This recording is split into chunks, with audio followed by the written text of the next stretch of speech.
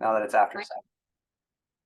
Hello, everybody. My name is TJ Scott, and I'm a Minnesota estate planning attorney. I practice in Bloomington, Minnesota. And an estate planning attorney, it means that I help people with planning for things like incapacity and death after they pass. What happens with their assets? What happens to their family? And how can we make it as smooth of a process as possible? I know it's not an extremely nice conversation, or it's not an extremely nice thing to be thinking about, but let me tell you, it is a huge gift that you can give the people that you love to make sure that things are as simple and uncomplicated for them after you're gone as possible. And it's just a beautiful gift, a wonderful thing that you can do. And that makes me take a step back and start here, which is thank you for being with me tonight. Thank you for taking the time and showing that you care about your family, you care about the people that you love, and you want them to be well cared for in the case that you can't be with them. I want you to be here with me tonight. I want you to be present and spend the time that you have committed to learning with me. I encourage you, please turn off any distractions and give yourself this time that you already set aside to learning and being here with me. I always say your future self will be glad that you took the time to devote and learn this information here tonight. And I have some things that I want to offer you as extra benefits, extra bonuses for being with me and learning tonight.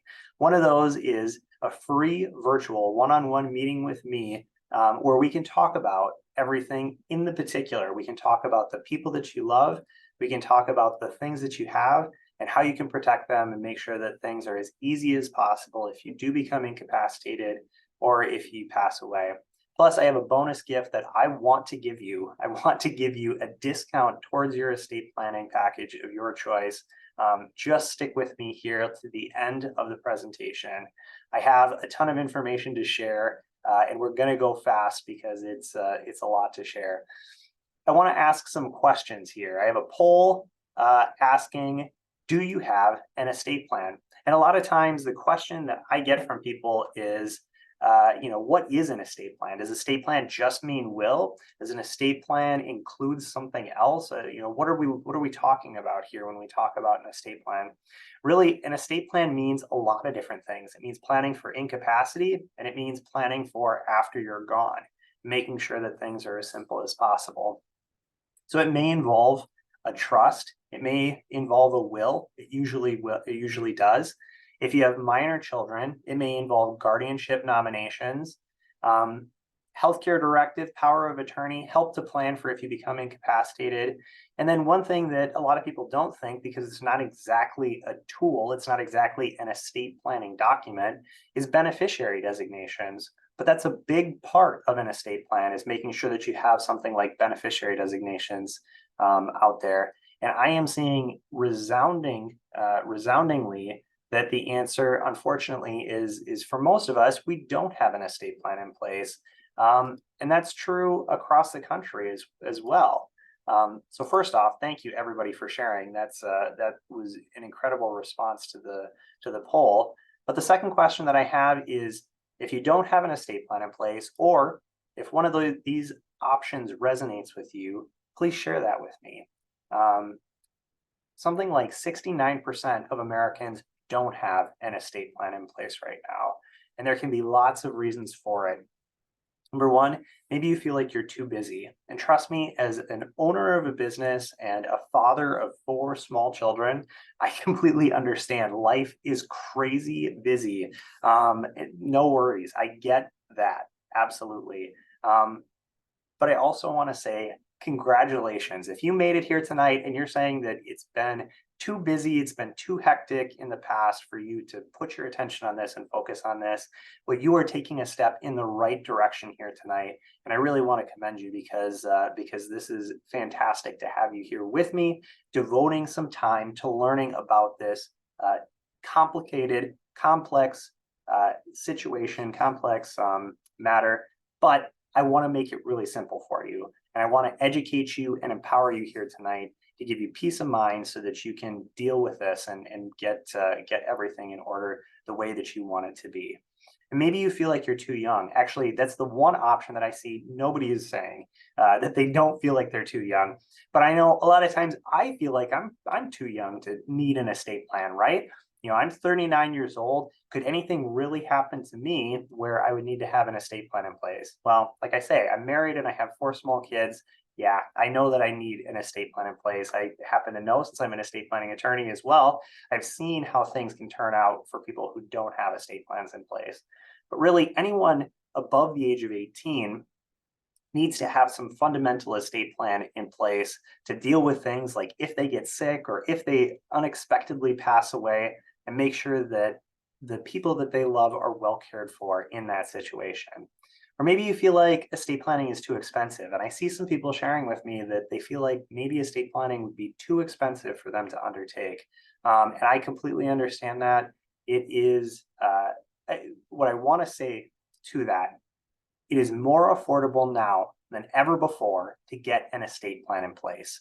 That there are processes, even just word processor has made things much less expensive and much more approachable and reachable for people to get a great estate plan in place than it ever has been before. It used to be back in the day that estate planning was just for the wealthy. That's not the case anymore. Everybody should have an estate plan in place. It is accessible to everyone. And in fact, I will be talking specifically about cost and about the price that you should expect to pay for a great estate plan. And again, offering a discount to everyone who's here in attendance tonight so that they can get an even better rate on an estate plan. I see somebody admitting that they're worried about jinxing themselves. And I get it. It feels like all of the Hollywood movies, everything that, it's just when the police officer is about to retire, that's when things go south, right? And I have somebody saying in the chat, my husband would say, too young and don't jinx us. The two I did not answer. Fair enough. And I get it. I absolutely get it. But the truth is, I have done dozens of estate plans, and I've never seen any kind of correlation between somebody getting their estate plan done and seeing something negative happen in their life. In fact, I always say, I think it's the opposite. I tend to see after I help somebody to get an estate plan in place, it's like a weight has been lifted off their shoulders and they can look around again. They feel confident that what is going to happen after they're gone is exactly what they want to have happen. And it makes them more present and makes it easier for them to enjoy their day-to-day life. So again, fantastic. Thank you for all of the responses to the polls here tonight. And it's really great to see everybody pitching in. If you do have an estate plan in place, or again, if one of these resonates with you, I hope that you're going to share with me what it is that you want to learn and what you want to focus on tonight. Maybe you've done an online will or a do-it-yourself will in the past, and you want to know if that will is going to be okay, if it's going to work for you. Or maybe you did an estate plan in the past. One example that I like to use is you're 65 now, your kids have grown and left the house, and you want to know if they would still have to go and live with Aunt Edna if something happened to you and your wife, right? Or you and your husband. Your plan may be outdated. It may have, over time, there may be changes that need to be implemented to your plan. And we're going to talk about that today. We're going to talk about when it makes sense to review your estate plan and when it makes sense to update things. And I see here, I have somebody asking, could you discuss the risk of having outdated estate planning documents? Absolutely. And that is a real risk. And I have seen that happen before, where people did an estate plan 15 or 20 years in the past when their situation was very different. And now people in their estate plan have passed away and we're trying to implement it. And it can be a very difficult and awkward situation because what they wanted to have happen isn't happening, right? That unfortunately, the spirit of what they wanted to have happen isn't what's happening because the legal wording and the legal way that things are has complicated things too much. And maybe you just want to have a better understanding of estate planning, or maybe you had an estate plan written for you, but the attorney didn't really explain it to you or didn't really walk you through it and help educate you as you were making decisions so that you would understand exactly what it was that you wanted to do. And I understand that, and we'll talk more about a lot of estate planning topics tonight. But I also want you to pitch in with your questions as they come up for you. I see somebody saying difference between healthcare directive and advance directive. Also explain living trust also. Absolutely. We're going to spend quite a bit of time talking about revocable trusts, or living trusts as they're often called, what it is and how it operates, and how you can get a living trust and make sure that it's going to operate the right way for you. And we'll talk about healthcare directives and advance directives. There are some different terminologies. There's also something called a medical power of attorney where you can name an agent. We'll talk about things like that. But a lot of times they kind of overlap, and they do similar things. But an advanced directive could also be talking about what's called a POLST as well, which deals with not having life-sustaining treatment after a certain point. And I have somebody asking revocable or irrevocable. And man, it's hard to say, but a living trust is a revocable, something that you can revoke if you choose to. You can choose to revoke it, or you can make changes to it. You can amend it. And that's because of the character of the living trust, which we'll talk about. There are also irrevocable trusts that are out there, but we probably won't get deeply into the conversation about irrevocable trust tonight, unless people are interested in learning more about nursing home care and planning for nursing home care, and some tax planning and that kind of thing, which irrevocable trust can be very useful for. So again, thank you everybody for sharing in the poll. I'll share the results here quickly as we continue to move on. Whatever brought you here tonight, take a deep breath. I know I'm doing that right now. Take a deep breath and know that you're in the right place. You're in the right place to ask your questions. As you've seen, people are pitching in with questions, and it's fantastic. I love the engagement in the polls. I love the engagement in the chat and the Q&A.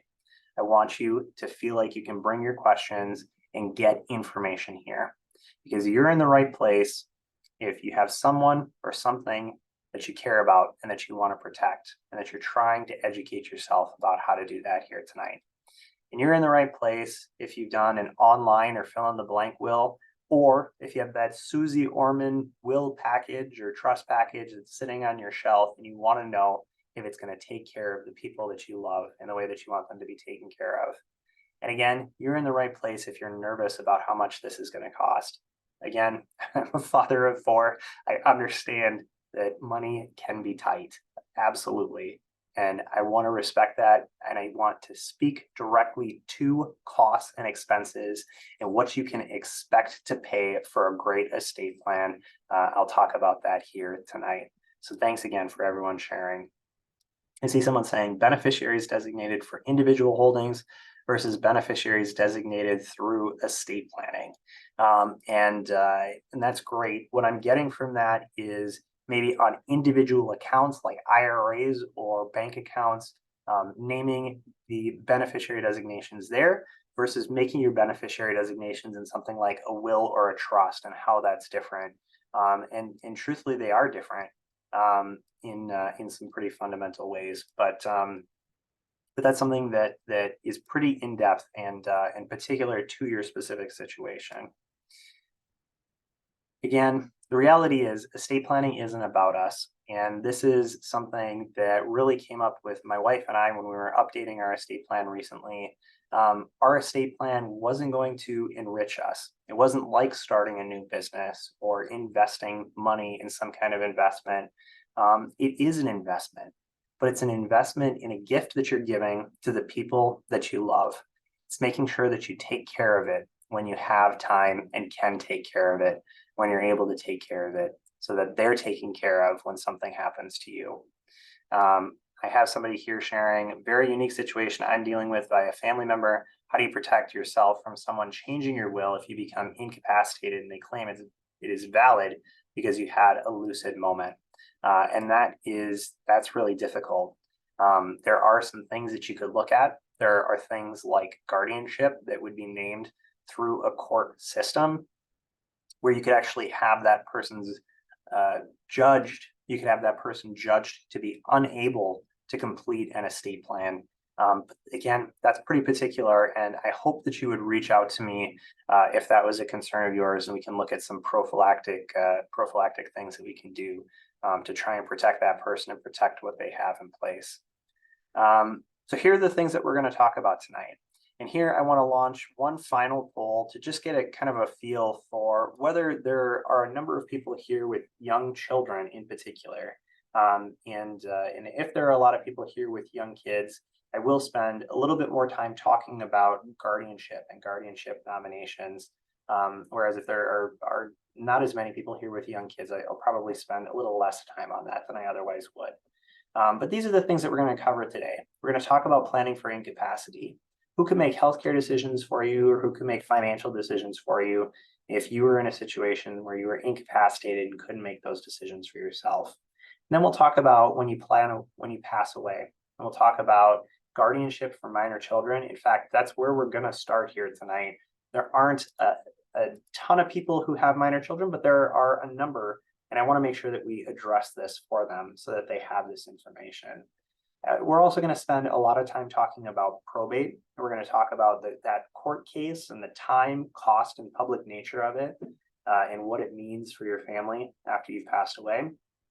We'll talk about estate taxes, and I usually get to give people some good news when we talk about estate taxes, so that's good, and we'll talk about that here as well. We'll talk about unclaimed property and what that is and how property becomes unclaimed and how you can make sure that none of your property becomes unclaimed. Then we'll talk about intangible assets, things like your values and stories, and how we can make sure to pass those on to the people that we love as well. And I see a few other questions. Does this type of platform work well for you in obtaining clients? Seems like we are bombarded with similar forums. I don't know exactly what that's getting at. I love answering questions if that's the question. Or maybe the question is, there are a lot of webinars out there. And I hope that you get the message here tonight that I'm going to be sharing a lot of detail with you. I'm going to be sharing a lot of information. And a lot of that just goes to what I believe and what is really the foundation of my law firm, which is information is for everybody, that we share this information because you need to know what's going to happen. You need to know what's important. And I don't believe in gatekeeping or guarding the information. A lot of the webinars that you might attend are really focused on sign up with me. Just sign up with me and I will give you, I promise, I'll give you the information then.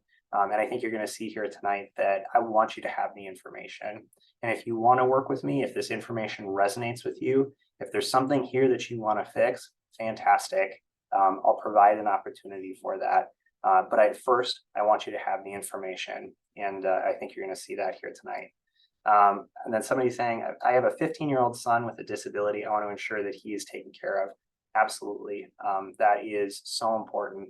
The level of the disability and his ability to function in society and what he needs to support him in that can really change the kind of inheritance that you might want him to receive or the way that you want to go about things. And maybe a guardianship or maybe a conservatorship would be a good situation for him so that you can continue helping and supporting him.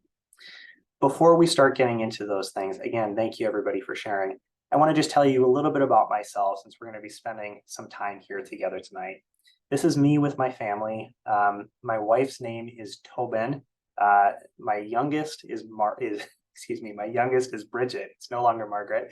My youngest is Bridget. She's 18 months now. I should know that. The daughter right here is Elizabeth. And then I have Margaret and Benjamin. And this is my family, and they are really my whole world. We live in Bloomington, Minnesota. Like I say, I spend almost all of my time that I am away from the office with them. I graduated back in 2012, near the top of my class from the University of St. Thomas School of Law. I was on the law review. I had a lot of boxes checked so that I could go into big law. But a life-changing event happened the day after I commenced from law school. And that event was my son was born. And I knew, being with him and being with my wife that day, that I didn't want to pursue a big law career where I'd be working 80 or 100 hours a week on corporate matters that didn't really move the bar for anybody. I wanted to be working with people and helping people in a good way. And I was able to do that. I was able to find a job with a small estate planning and tax preparation law firm where we were able to help people and work with people one-on-one to make sure that their loved ones were well cared for if something happened to them. At the same time, we weren't always providing the value that I thought that we could provide to clients. And I'll talk a little bit more about that as we continue through the presentation here. Someone has to graduate at the bottom of the class. Now, I want to say this was not said about me. This was said about someone else, another estate planning attorney that someone had had a very negative experience with. This person had worked with this estate planning attorney to plan their mother's estate, and working with this attorney was very difficult. It felt very frustrating and left them with disimpressions. Well, maybe this guy just graduated at the bottom of the class. But the truth is, I don't think it was the fact that he graduated at the bottom of the class. I don't think it had anything to do with his knowledge or intellect. I think it's the fact that he was practicing really under a faulty model. And I call that faulty model planning for death. And I'll talk a little bit more about that as we continue through here. But first, I want to share a little bit of information about guardianship. And I see somebody saying, go Tommies. Yes, go Tommies. Love it. I'm a double Tommy, in fact, 2006 and 2012 for law school.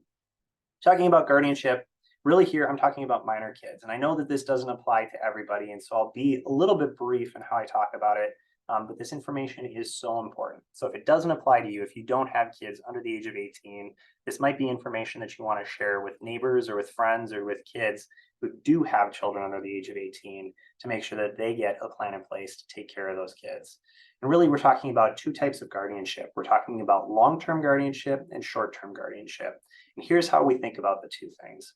Short-term guardianship is a situation where you leave the kids home with a babysitter, you maybe don't have a plan in place, and what happens when you don't show up that night.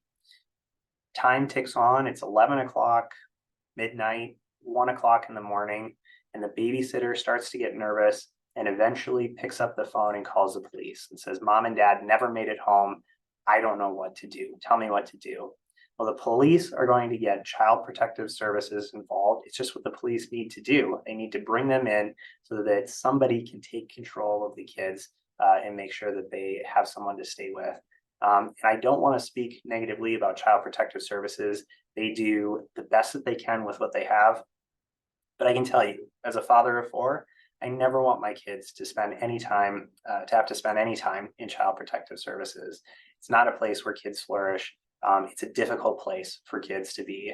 And so it's very important that you have a plan in place for short-term guardianship. There's some kind of legal documentation to make sure that somebody, a neighbor, a friend, a family member who lives within 30 minutes can get there quickly, take control, take possession of the kids, and keep them out of that Child Protective Service situation. The other side of this is long-term guardianship, and that's who can raise the kids until the age of 18. So you have short-term guardians who are going to take the kids maybe into their home or move into the house with the kids for a short period of time until the long-term guardians can be contacted and have that legal right to take the kids and have them with them full-time. If you don't have a plan in place, then there is a plan already written for you.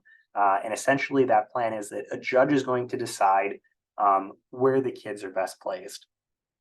And I always say, if that means that, Uncle Larry has his own apartment and a steady income, even though Uncle Larry is the last place, is the last person that you want the kids to be and that you want to have taking care of the kids, the judge might decide Uncle Larry is the right person and is going to get the kids until the age of 18. And that's why it's so important for people with minor kids to get short-term guardianship in place and long-term guardianship in place. And it is very doable. And I help people with that all the time. Okay. That's the end of the guardianship conversation. It's the end of the conversation of people with minor kids. And now what we're going to be talking about really applies to everyone. And that is, how are the people that you love going to receive your assets after you're gone? If you don't have a plan in place, or if you have planned with a will, and that surprises a lot of people, but it's true. If your plan is to use a will to transfer your assets, then there's a mandatory court process called probate that your assets have to go through. And this is what it looks like. It is slow. And that's the first and maybe the worst thing about probate, is that it is very slow. Here in Minnesota, it takes at least 6 months to get through a probate. Usually the assets are completely locked up for about the first 4 months before you can have any access to them.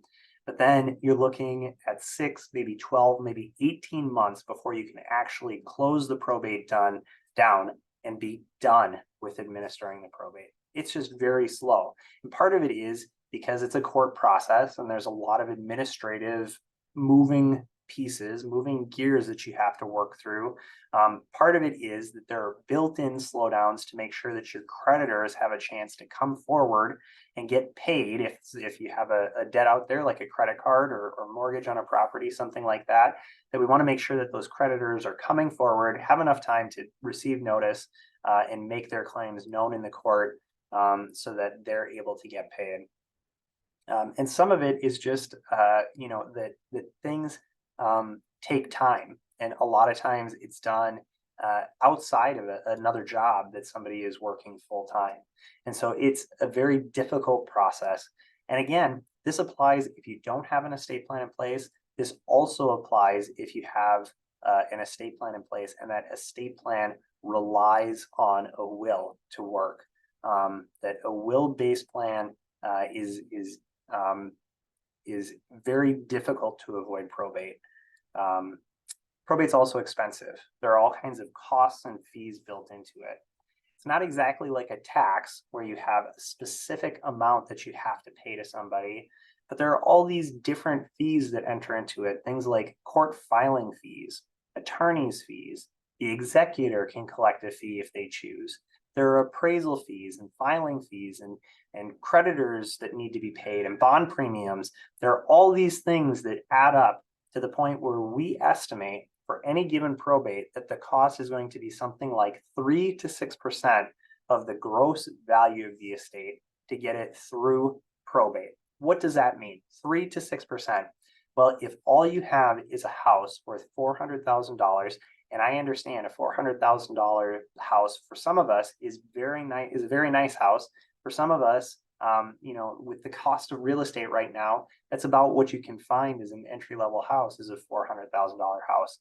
But if all that you have is a house worth $400,000, already 3% of that house is $12,000 to get that house through probate. And that's on the very low end. More often we would see much higher costs than that, especially, you're getting attorneys involved. It's expensive and it's slow. And you've got things like running costs on the house that you need to deal with, real estate taxes and potentially a mortgage and utilities and that kind of thing. It's expensive and it's unnecessary. And we'll talk about how it can be avoided. Another thing about probate, it's public. And I have here the last will of Anna Nicole Smith. And the reason that I'm able to get this is that the court believes there's an interest in the public having complete transparency, complete access to information that comes before the court. And that means that if you make a will and that will is filed with the probate court in a probate proceeding, that will is available for everybody to see. That means that they can see who your family is, they can see who your personal representative is, they can see who is going to receive based on that will. In addition, an inventory, at least one inventory, an initial inventory needs to be filed with the court, telling everybody what assets you had at your death. And people compare this together, but there's also a document that's often prepared called a plan for distribution that tells exactly where your assets are going to go after you're gone and who's going to receive them. All of this is made public in the court. It sounds insane, I know, But that's the reality, is that the court believes that there's this public interest in everybody having the information. And that's what it ends up looking like. Also, if you have minor kids, like we talked about with guardianship nominations, most often those minor kids are going to receive assets at the age of 18 and unprotected if you don't have a plan in place to take care of the assets and to hold them in some kind of trust or some other UTMA account or something like that for those kids. Now we actually have an opportunity to calculate what your probate estate might be. And here's what I want you to think about. What assets do you have that aren't going to pass automatically by beneficiary designation or by transfer on death? And for most people, that means the family house. Either if they're a single person, usually there's not a joint tenant named and you don't have a transfer on death deed on the home. And that means when you pass away, that house has to go through probate. Same with rental property, that if something happens to you, that's going to go through probate. If you are married, oftentimes you'll own real estate together jointly with your spouse. But if something happens to you and your spouse at the same time, which is often when you're planning for an estate, when you're planning things, what you're planning for, worst case scenario, something happens to both of you at the same time, then that joint designation isn't going to help because it can't go to your spouse. It needs to find somebody else to go to. And in order to get to that other person, whether that's your kids or nieces and nephews or a friend, whoever, charity that it might need to go to, it needs to get to them through the probate court process. And it's expensive. Things like furniture, household goods, if you own paintings, if you own coin collections, firearms, those kinds of things, those would be included as personal property. Automobiles are also often probated. It's pretty rare that we see transfer on death designations on automobiles, although it is possible to name those. Oftentimes they're owned jointly with your spouse. But again, if something happens to both of you close in time together, then you're looking at probate for those assets to get to the next generation or the next person. Stocks, bonds, and bank accounts seldom have beneficiary designations. It's possible, and I have seen it before, but oftentimes they don't. Oftentimes they're just passing to whoever the natural heir is. And then business interests very rarely pass by beneficiary designation.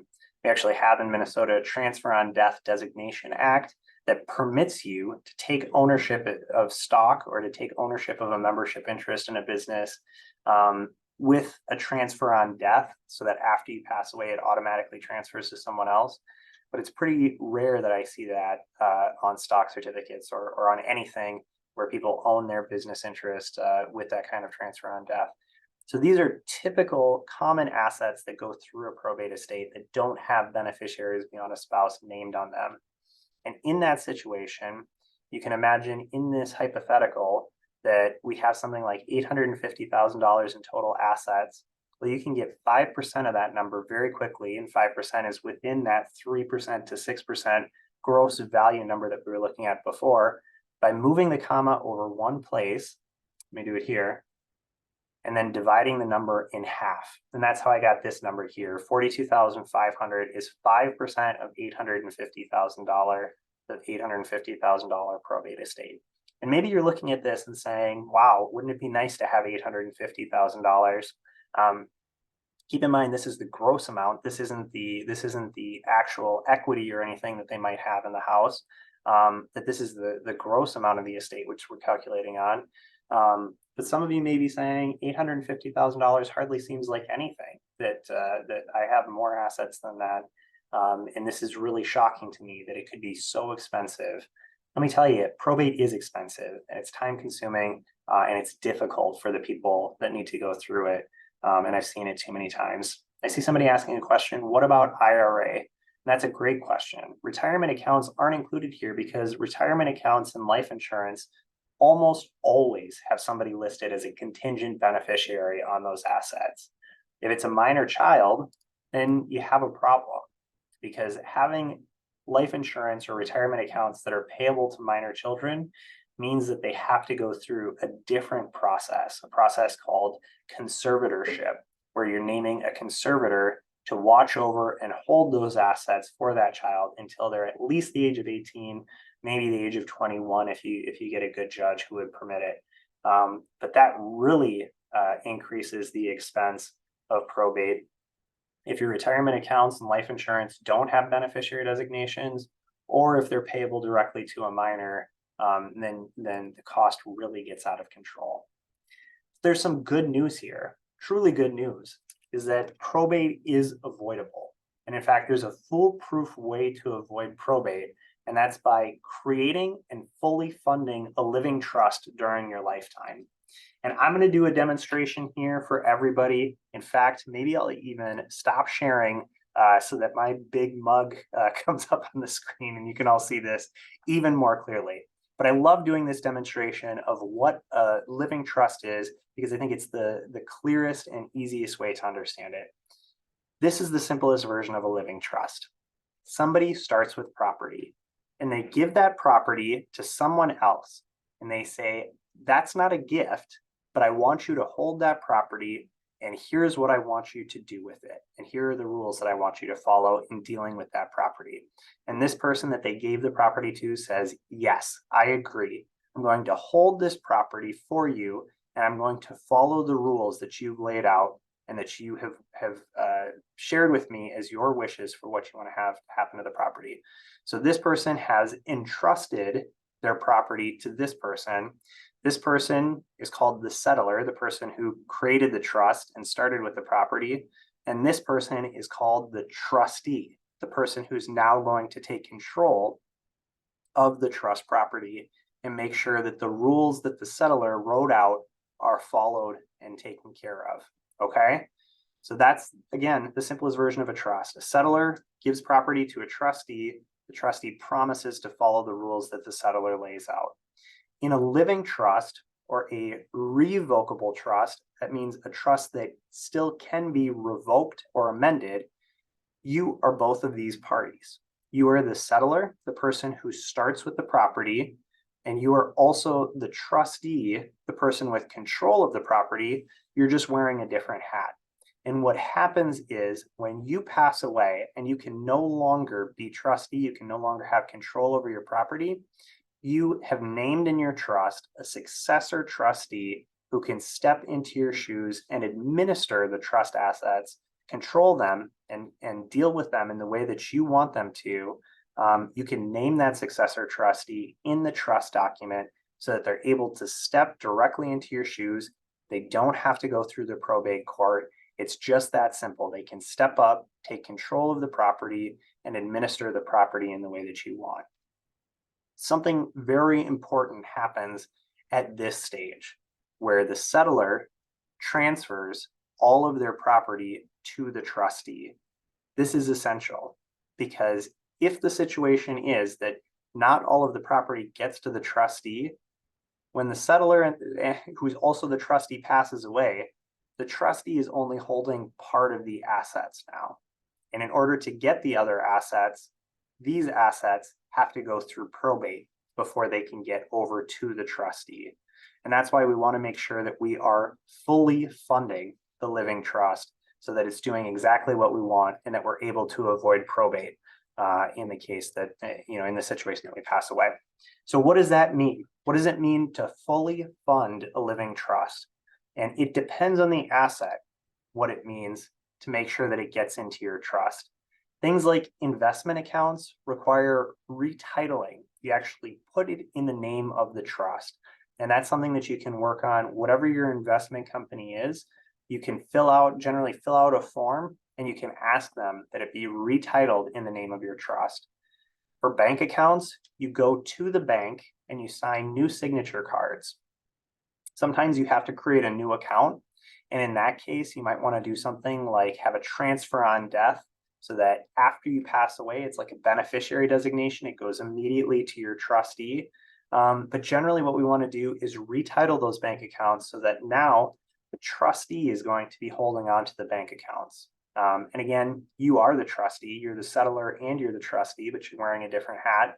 But then when you pass away, the next day, your successor trustee can sign a paper saying, I'm stepping into their shoes and now I control their bank account, and I can pay their bills, and I can continue using the money in the way that they would have wanted because I have instructions on how they wanted to use that money. For things like real property, it means executing deeds to that real property and recording them with the county recorder or with the county registrar of titles so that the transfer of property is effective and it gets into the hands of the trustee. For things like stock or bond certificates, there are ways to transfer those with assignments. And the same thing with things like membership interests in an LLC or stock certificates for a corporation. There are ways to make sure that your trustee or your trust is holding on to those rather than you in your personal name. And then personal property can be assigned to your trust using what's called a bill of sale or an assignment of personal property. And both of those are very common here in Minnesota and very effective at moving that personal property into the name of your trustee or your trust. Things like life insurance and retirement accounts require beneficiary designation changes. For life insurance, we want those to pay directly into the trust so that the trustee can take immediate possession of them. Retirement accounts take some more nuance, and you really want to talk with a professional and make sure that you have good advice on how to set up beneficiary designations for a retirement account. There are some complications with things like the Secure Act. You just want to make sure that you have that handled in exactly the right way in order to make sure that the beneficiary designations are doing what you want. So I'm watching here. I'm trying to see if there are any questions about this because I know that this is feels really complicated, but I promise you, it is so much simpler than probate. And it's something that I help people with all the time. And if you have an interest in this, if you think that this might be a good fit for your situation, for your assets, and for your family, I really hope that you'll reach out to me and we can talk about the particulars. We can talk about what it would look like to make sure that everything is set up so that you have a fully funded living trust and that your family is able to avoid probate in the case that you pass away. Okay, let's talk about estate taxes. And again, this is a time when I usually get to give people good news. And the reason that I usually get to give people good news is not that there isn't an estate tax. Unfortunately, there is. There's a federal estate tax, and here in Minnesota, we also have an estate tax. And it's not because the rates are low, because they're not. The rates are high. On the federal level, the estate tax is up to 40%. Here in Minnesota, the rate is up to 16%. They're very high. And so you can see you could be losing more than 56%, or you could be losing 56% of your money that you're trying to pass on in inheritance. But the good news that I get to give people is this. The federal government gives us a $12.92 million exemption. And that means for your first $12,920,000, there is no estate tax recovered on that estate gift that you give, to your heirs, to whoever you want to receive. That's really good news, right? That estate tax doesn't kick in until your $12,900,000 and first dollar. That's when estate tax starts to kick in. In Minnesota, we also have an exemption. The exemption is lower here in Minnesota, but still it's a high enough exemption that for most people, it doesn't start to get implicated. In Minnesota, the exemption amount is $3 million, and there are ways that we can double that Minnesota exemption. The federal number is already doubled if you're married, by the way. If you have a spouse, that whoever the surviving spouse is can claw forward the deceased spouse's unused exemption amount. So they actually get to double that $12.92 million on the federal level. In Minnesota, we're not so lucky. We don't have what's called portability, but there are ways that we can take advantage of the $3 million exemption when the first person passes away so that the second person will have more of their $3 million to use, or they will have less assets to apply to their $3 million when they pass away. Again, this doesn't apply to most people. This isn't the reason that most people do estate planning, but if you are above $3 million in assets, please reach out to an estate planning attorney. I'd love to talk to you and talk about how we can make sure to plan for your assets in the case that something happens with you. to minimize estate taxes. Will your assets be lost to the state? Does anyone have any idea how much money is currently in the Minnesota Department of Unclaimed Property? Not going to give you very much time to answer. The answer is $700 million, over $700 million. And across the United States, it's something like 53 billion with a B dollars. It is so much money.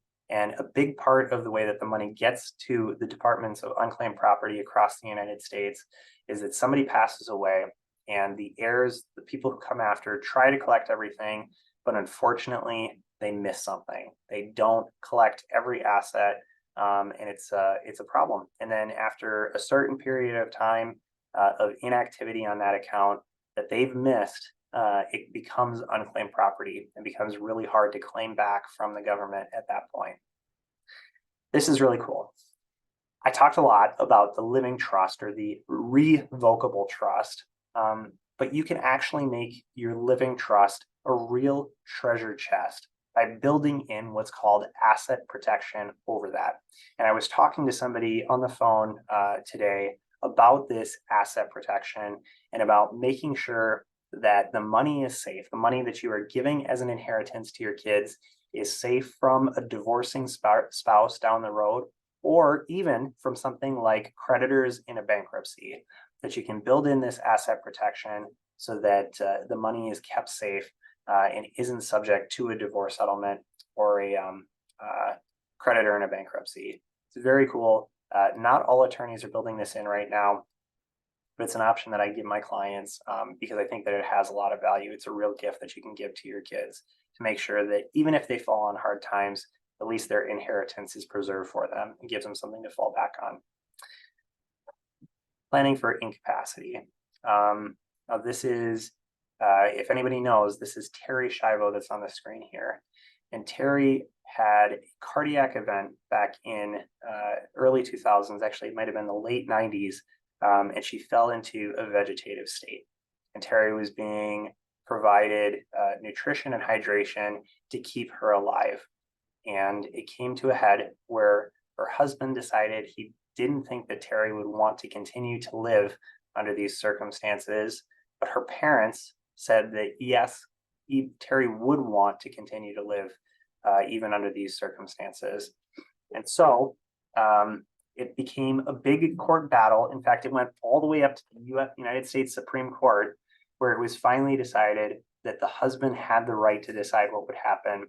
Terry was taken off of the nutrition and hydration and did eventually pass about a couple weeks after she had her nutrition and hydration removed. But it didn't have to be like that.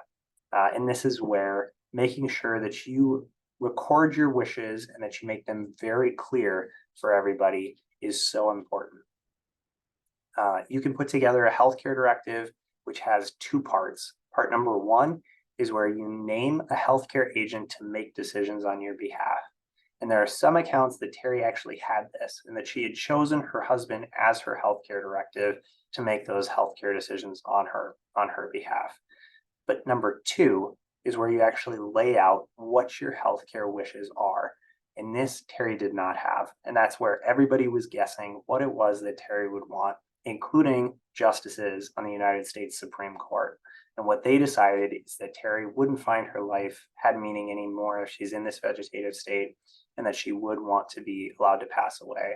But it took a lot of conflict, a lot of court in order for them to reach that decision. And that was unnecessary conflict in court for everyone involved. I see here somebody asking, any tax benefits to transfer personal property into a trust? And that's a really good question.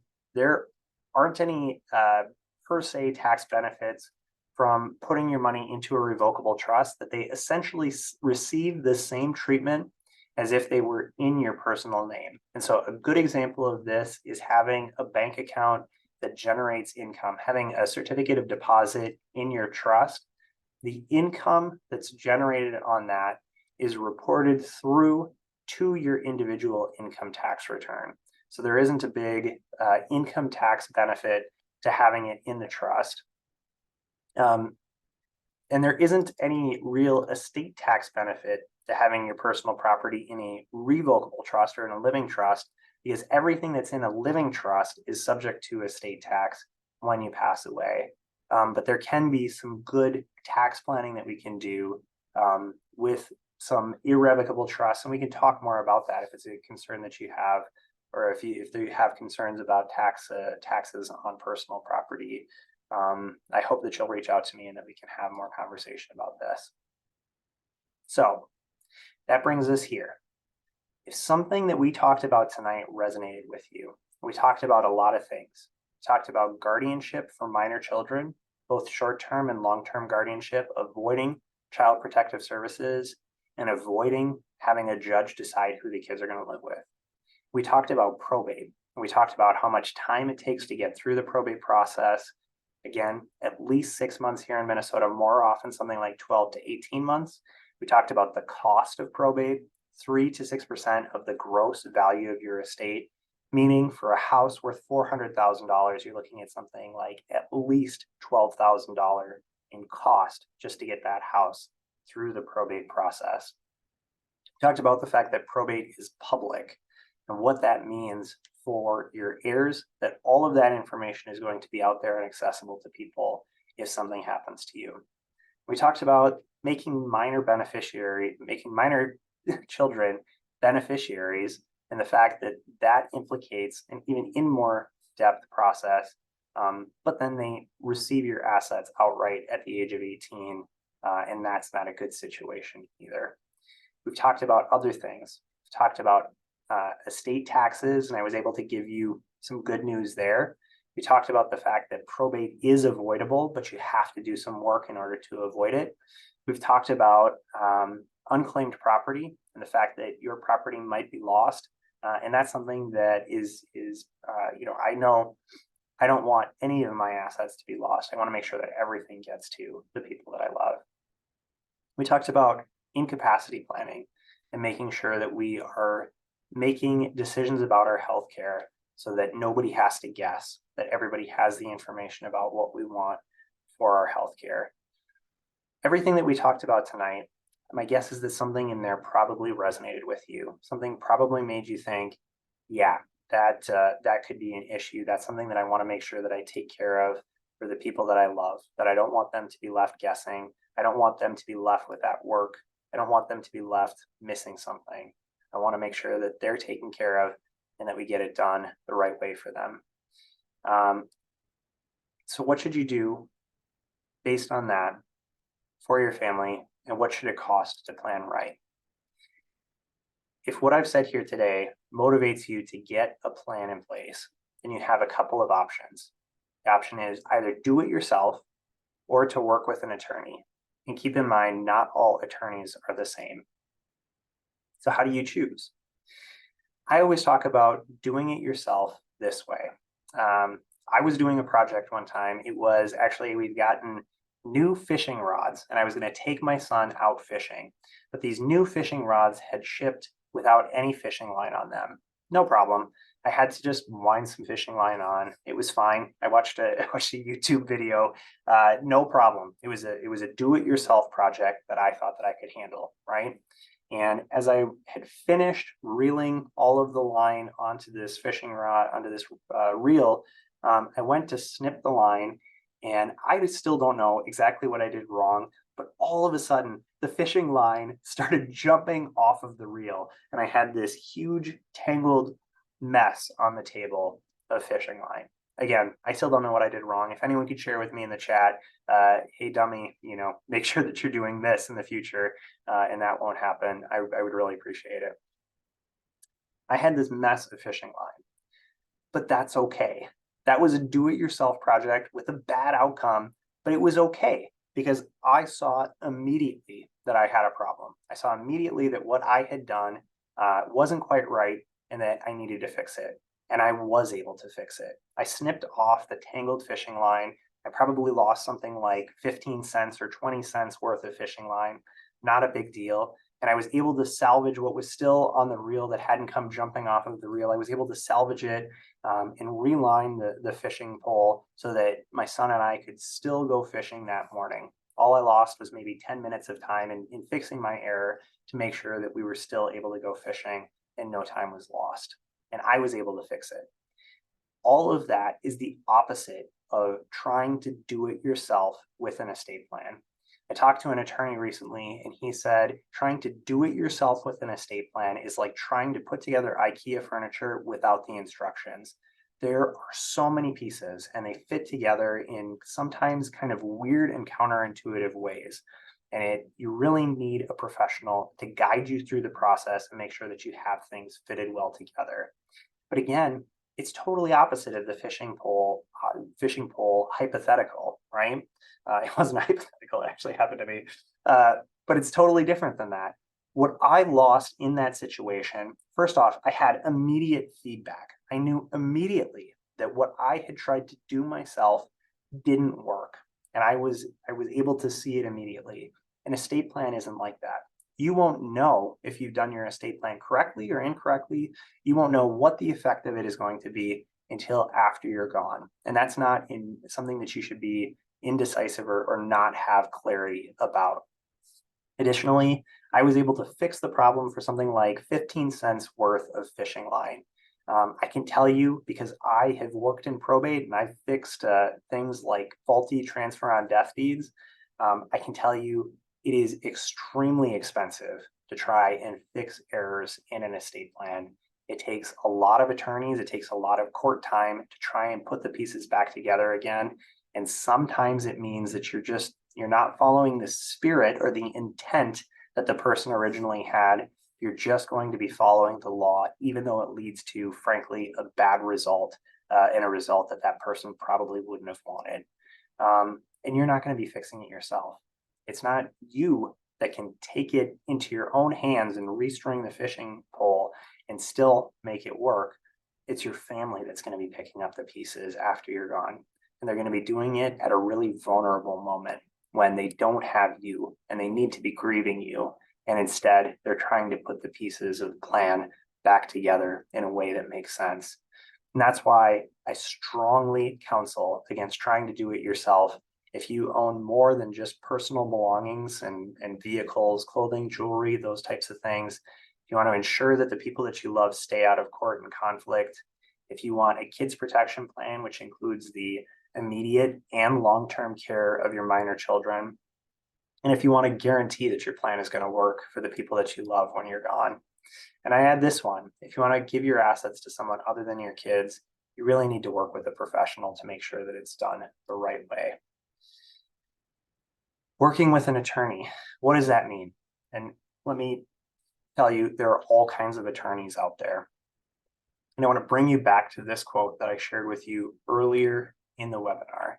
Someone has to graduate at the bottom of the class. But this was said with such frustration about this attorney that they had worked with to get the estate plan written.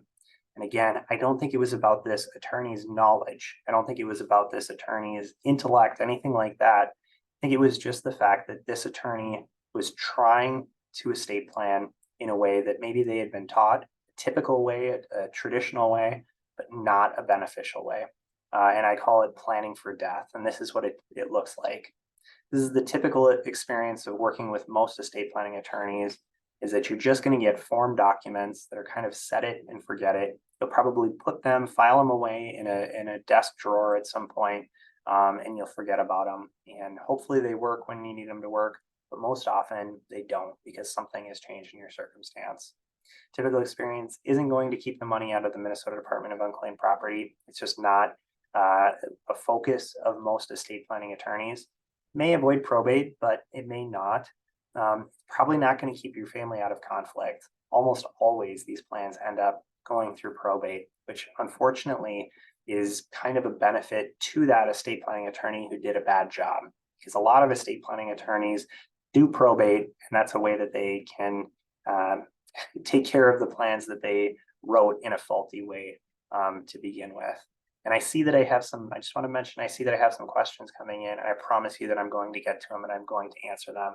But right now, I just want to get through this information before I answer those questions. So please do keep your questions coming, and I will get to them, I promise. Typical experience is only going to focus on the money. It's not going to focus on things like your stories and your values. Typical experience is going to leave the assets to the heirs unprotected. Without that valuable asset protection, that gift that you can give to them to protect their assets from things like a divorcing spouse or a creditor in a bankruptcy. Typical experience isn't going to include ongoing legal guidance. It's usually going to require hourly fees for future needs. And what that means is if you have a new grandchild that's born or a new child that's born, if you decide to move houses, you're probably going to be really reluctant to pick up the phone and tell your attorney that, because it feels like it's going to require additional cost in the future, just for having those communications and saying, is this going to work for me? Did something significant change where I need to make an update to my documents? And that's not, you shouldn't have that fear. You should be able to have a relationship with your estate planning attorney where you can pick up the phone, where you can fire off an email and get an answer to a question, so that you know if your plan is outdated, you know if something significant has changed, and you need to work on getting it updated. Typical experience is not going to adequately protect minor kids. Usually, long-term guardianship is taken care of, but the short-term guardianship is left undone. And you're going to be left with this question: is this going to work when I need it to work?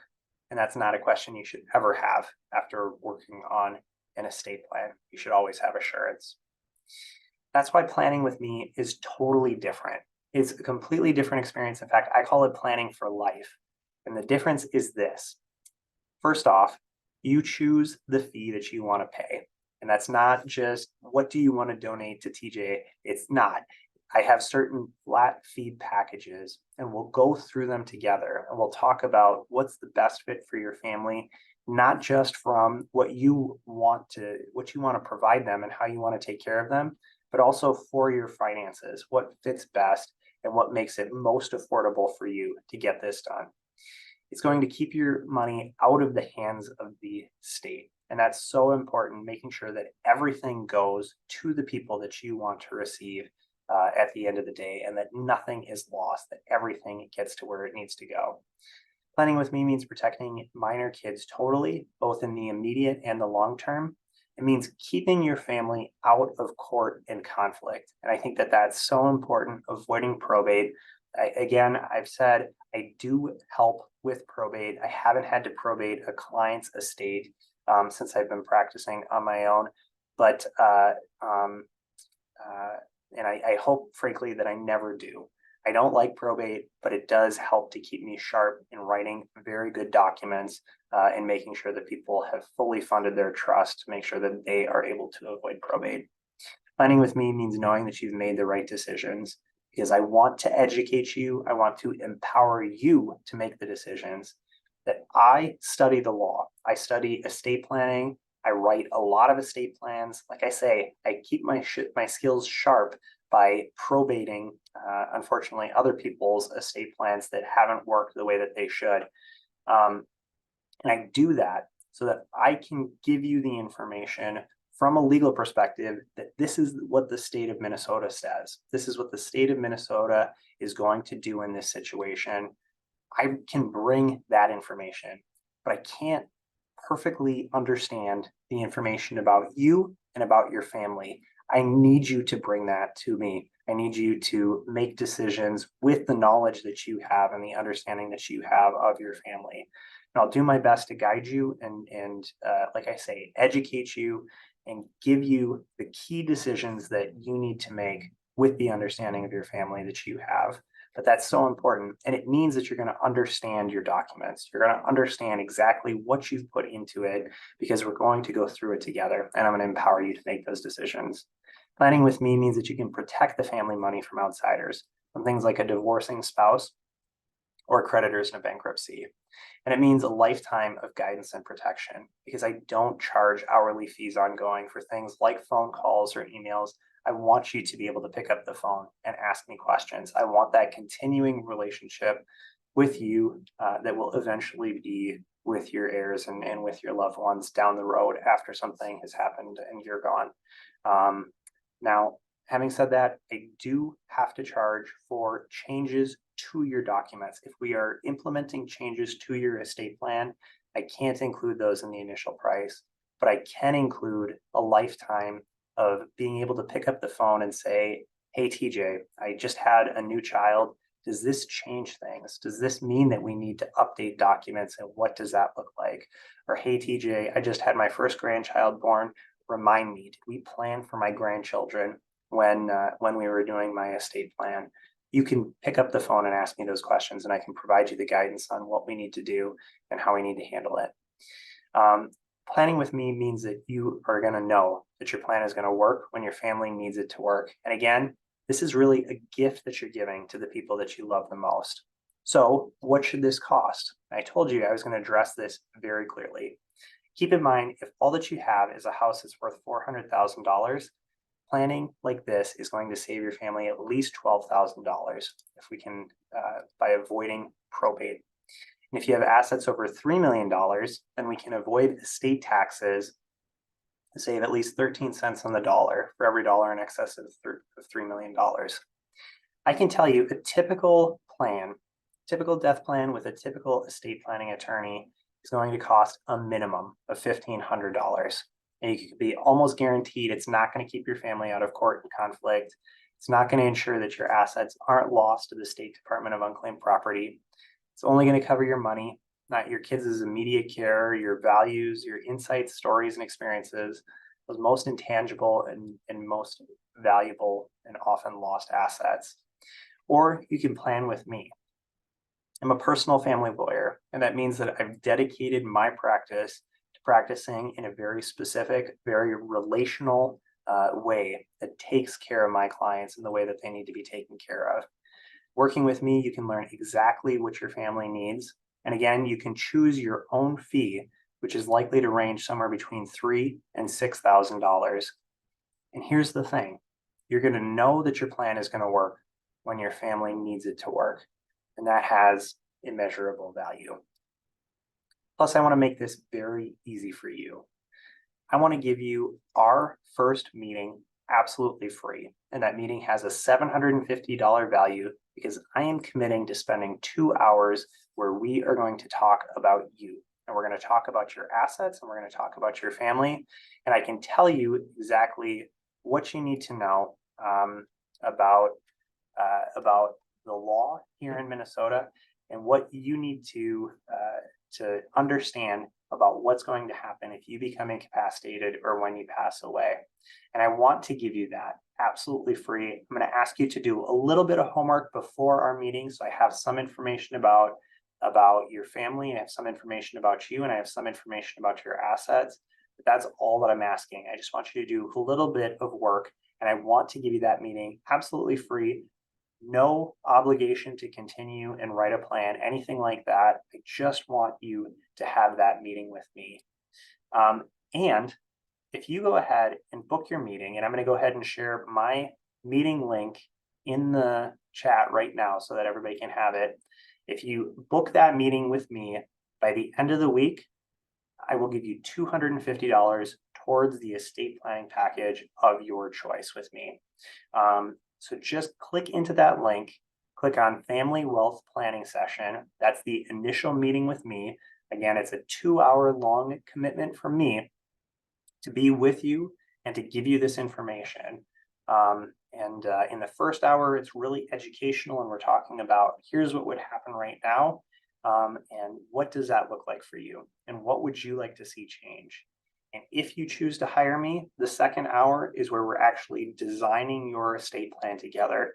And I draw it up on the screen so that you can see exactly what it looks like and guide you to have information and make decisions. And I'm seeing a lot of questions come in. One question I have here is, to be clear, your minimum plan is $3,000. It's a really good question. My minimum plan is actually below that.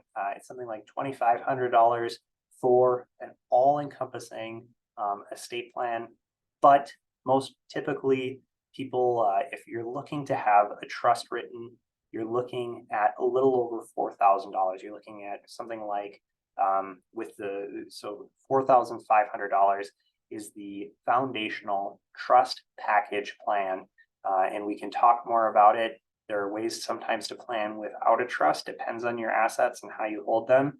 But the trust package plan starts at $4,500. And again, you get $250 off if you book with me before the end of the week. Just to be clear, your meeting doesn't have to be before the end of the week. It's just that you need to have the meeting on the books before the end of the week. And by that, I mean by the end of the day on Saturday.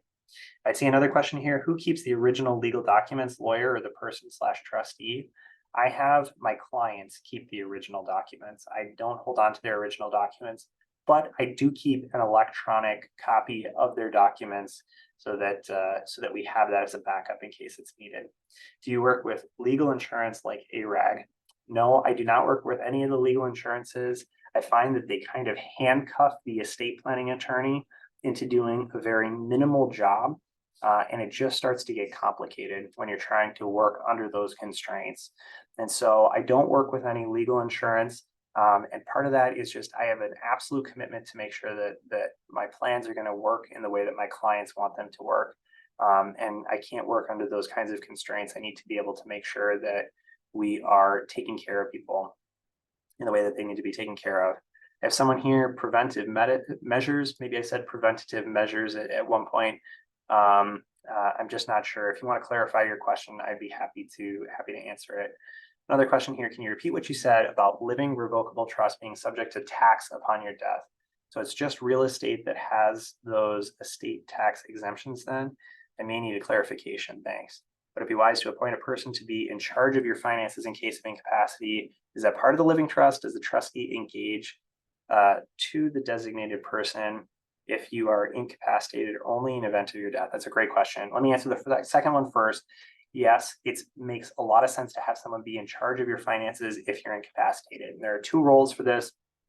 If you have a living trust, which I generally recommend, depends on your assets and depends on your situation, but most often it does make sense to have a living trust. Then that trustee will, any assets that are in your trust, the trustee will have access to those on your incapacity and would step up and start acting on incapacity, not just on the date of your death. So yes, they might start acting before you died. If you became incapacitated and were no longer able to act, then they could step into your shoes at that point. Living revocable trust, the assets in a living trust are subject to estate tax the same way that your assets are if they're outside of a revocable trust and just in your name alone. And so there are some estate tax exemptions. It's still subject to those estate tax exemptions. You still have the use of those estate tax exemptions, including the big $3 million exemption, to make sure that everything is passes with minimal estate tax. And I'm just sharing here with you some of the things that clients have said in reviews or in the past after we've planned together. I'm not going to read them because I would be too embarrassed to read them, but I do want you to schedule that family wealth planning session with me. Can you do a trust for $2,500? I can't, but I do have some good estate planning options. If that's your budget, if that's the absolute limit of what you can spend, then that's okay. I hope that you come in with and meet with me and we can talk about it and we can look at some options that we have to do the best that we can right now to plan your estate and to try and make things the absolute best that we can. But unfortunately, no, that's just not the prices that I have, not the prices that I do. I see here, thank you for emphasizing long-term relationships. Yeah, it's really important. It's important that we continue a relationship together because there are going to be changes in your life and there might be changes in the law.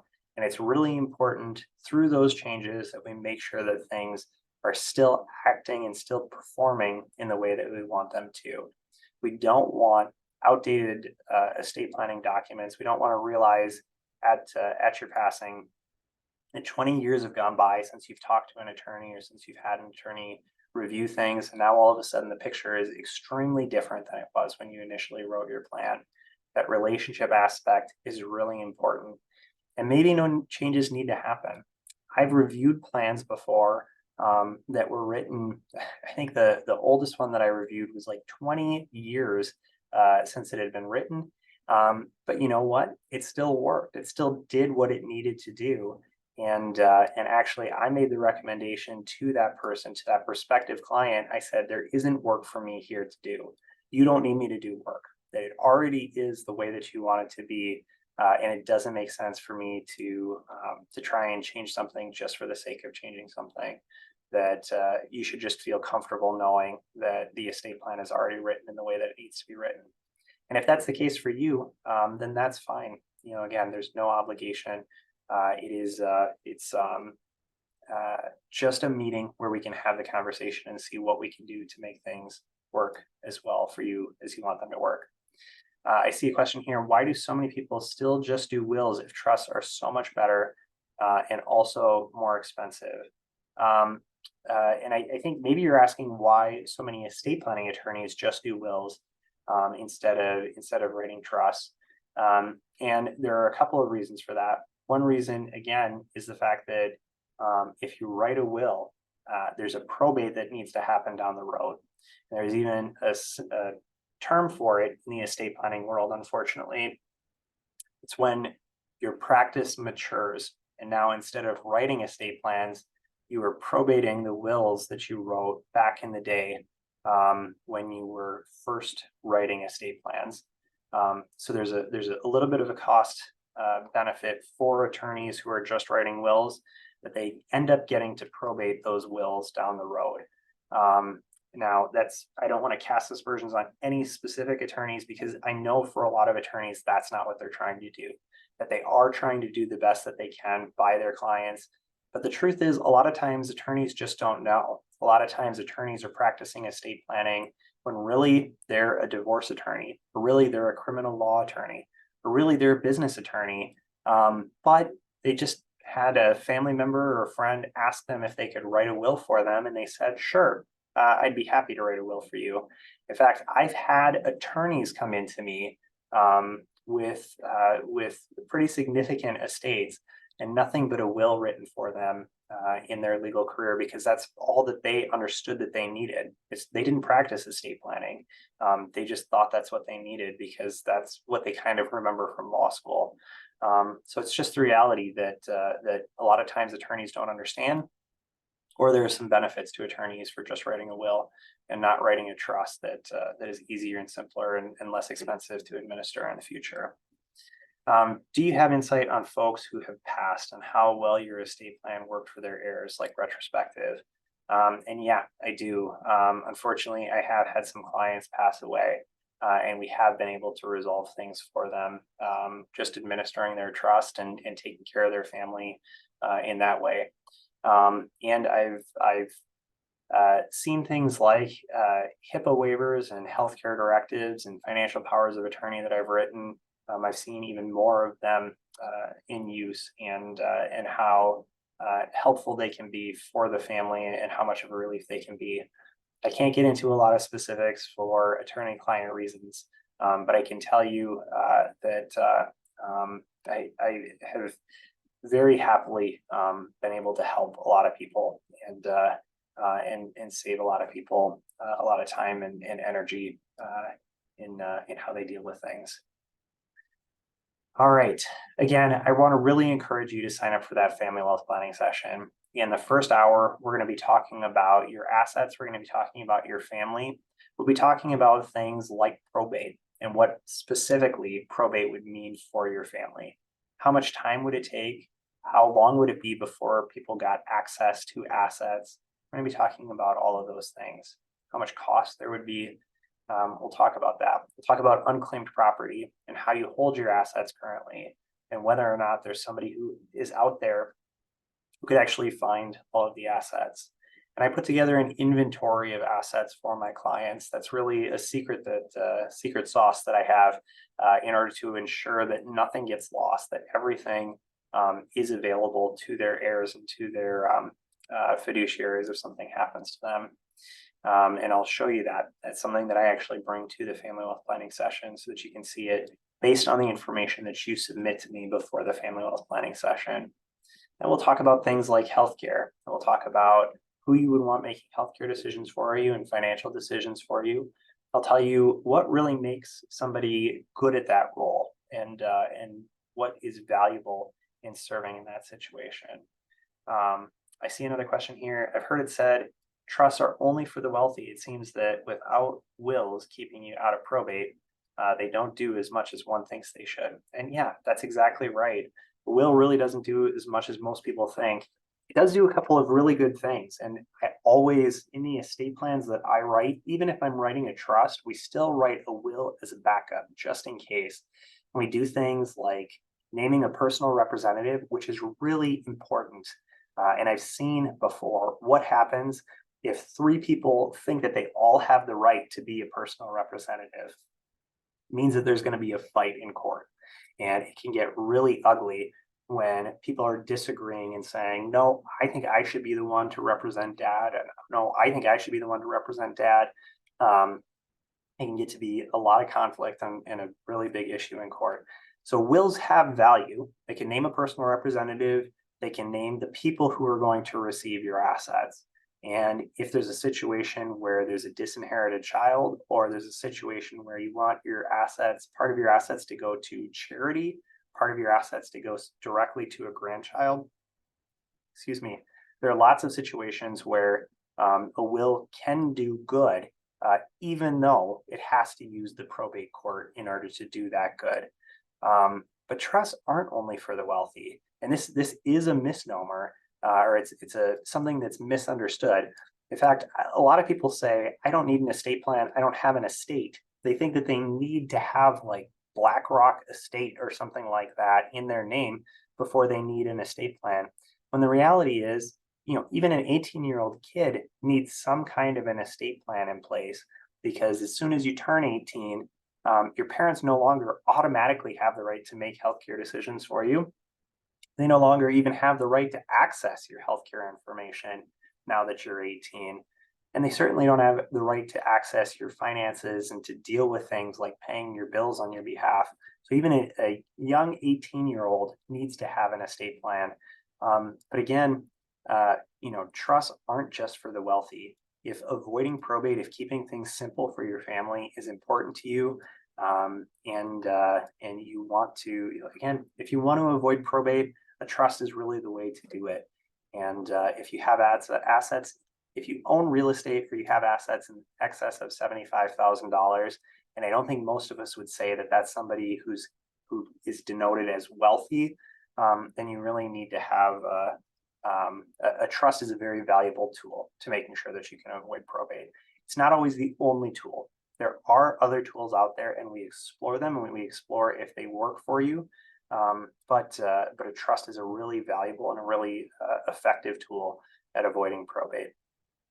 So I hope that you've had some time to take a look at my calendar and find a time that works for you, that we can meet and continue this conversation, and that we can get specific with you about your assets, your family, and what you want to have happen after you're gone. I've really enjoyed this time together. I've enjoyed the engagement and the questions. I always love a webinar where I get lots of questions, and this was definitely one of those webinars. I really appreciate you joining me tonight. And if anybody has any questions, I really hope that you'll bring them to me either in that family wealth planning session or in a 15-minute consultation. Again, please join me for a family wealth planning session. I want to give it to you absolutely free. And I want to give you a gift of $250 towards the plan of your choice if you'll just sign up before the end of the week for that family wealth planning session. No obligation to continue, no cost to you, but a gift that I want to give you. Thank you, everybody, for joining me, and I hope that you have a great night.